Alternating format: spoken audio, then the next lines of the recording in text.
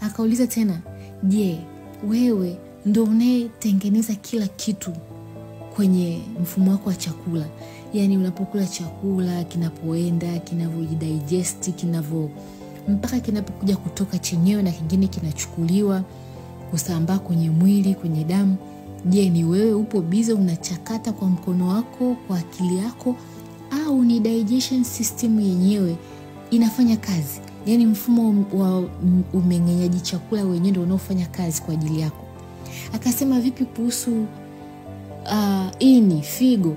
Mfano ini inavyochuja sumu. Je, ni wewe ambao unakuwa unalikumbusha kwamba sasa hivi chuja hiyo sumu, angalia kwa chakula kichuje vizuri, au ni mfumo wenyewe unafanya kazi kwa ajili yako?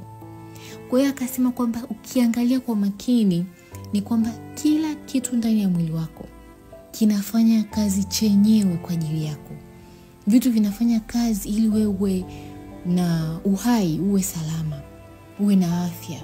Moyo unavosukuma damu, yale mapigo yanavyofanyika ndani yako ya moyo, sio kwamba wewe ndio unayo control, ni system zenyewe zimejitengeneza ndani yako. Yani toka kwa umeumbwa, system zimeumbwa kwa ajili ya kukusupport wewe uweze kuishi